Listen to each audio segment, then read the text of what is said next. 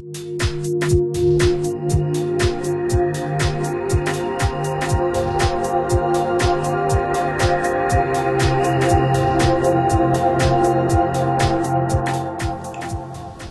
a woman, it's so important that you need to make a difference. And it's so easy to say you must make a difference, but what does this mean to make a difference?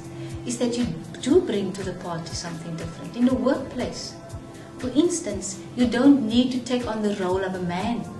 You need to feel comfortable in your skin. You need to say into the boardroom, like, I do have children, I would like to go home. That special side of you, you need to nurture that. In politics in itself, is to look at how do you bring people together? How do you bring your inner self, your soft side, your feelings into politics, into that realm where you at least expect for people to nurture and to have emotions. That particular role you need to play as a woman. And it's an extreme significant role because you give birth to a child. And you are not born with culture. You are not born with a language. That is why in South Africa we passionately talk about mother tongue. And as a woman, you bring those particulars into all spheres of life. We all struggle as women because we are born with guilt. We are born all the time that you feel guilty. You need to feel guilty because you are going out of the house to make a living. Then you are always guilty in a sense that maybe the firstborn should have been a man, because we are still driven in this day and age is about the man still plays that leadership role. The commitment that women needs to give to this particular world is self-esteem and confidence. And the confidence is of utmost importance, is that you need, life is about processes. You need to take out of all of those processes and say, what am I taking, whether it's a bad process or whether it's a process which have lots of thorns in your way, but what do you take from these particular processes? Because those particulars can help you in order to restore your being. A man doesn't go through his hysterectomy. A man doesn't give birth. It's all of those processes that makes a woman who a woman is. And those processes we need to embrace. We need to say to ourselves that it's celebrating life, but it's also about what life gives you. And that is the beauty of the commitment that you can give out there to the world, that your processes that you go through. If you're 40, I'm a 42-year-old woman, and I'm proud of it.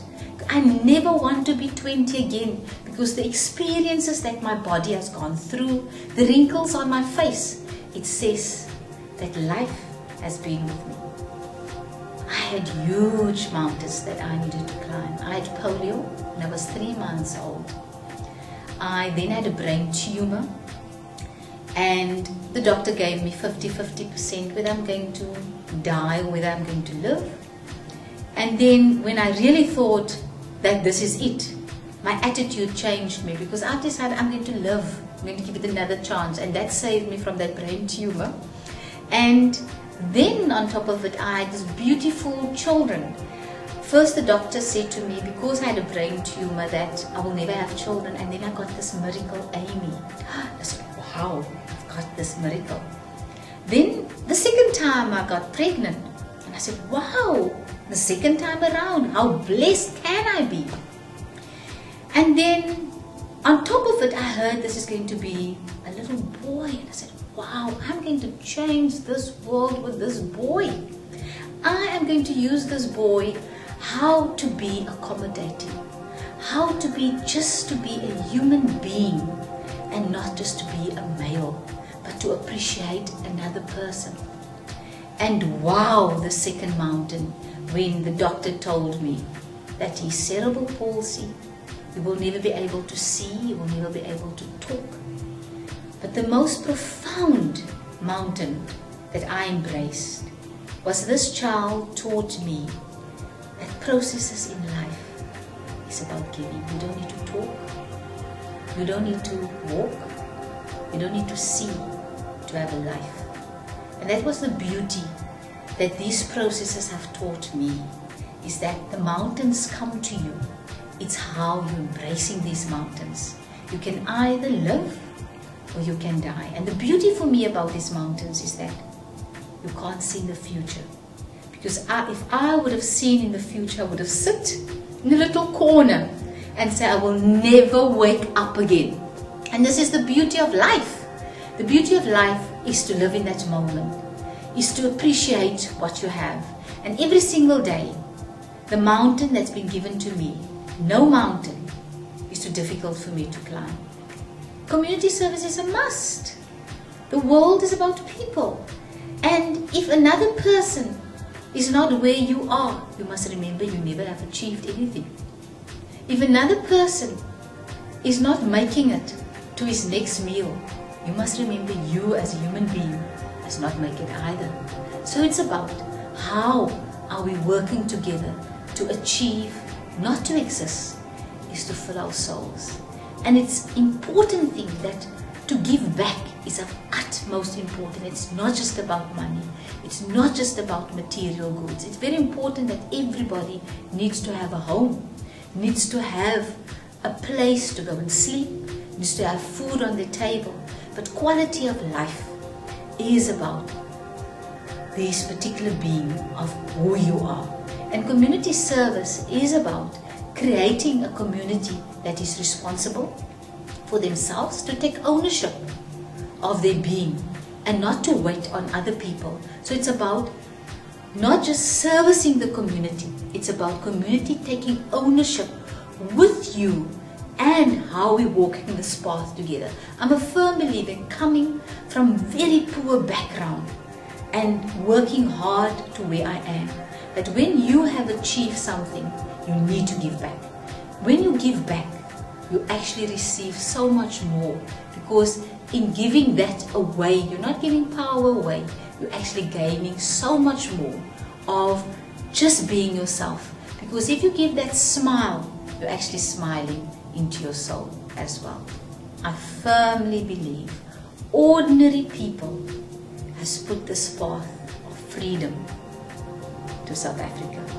If I look at Helen Joseph, if I look at Steve Biko, it's ordinary people. If Nelson Mandela, ordinary people that decided to make a difference.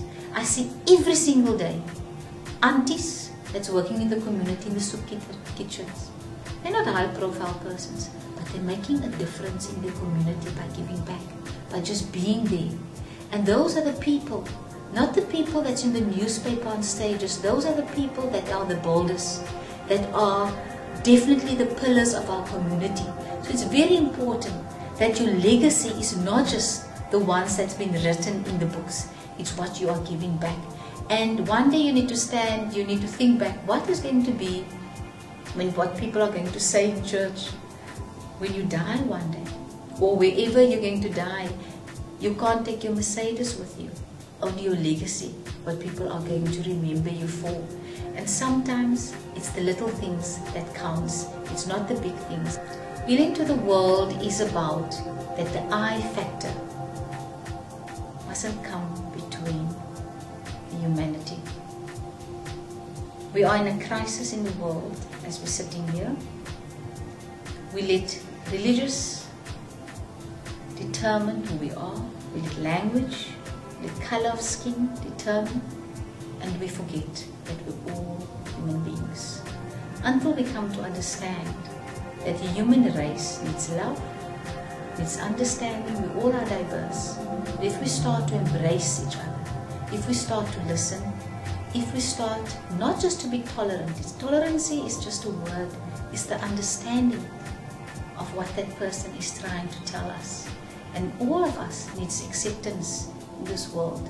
Then that can be a process for healing, because at the end, we all are just human beings.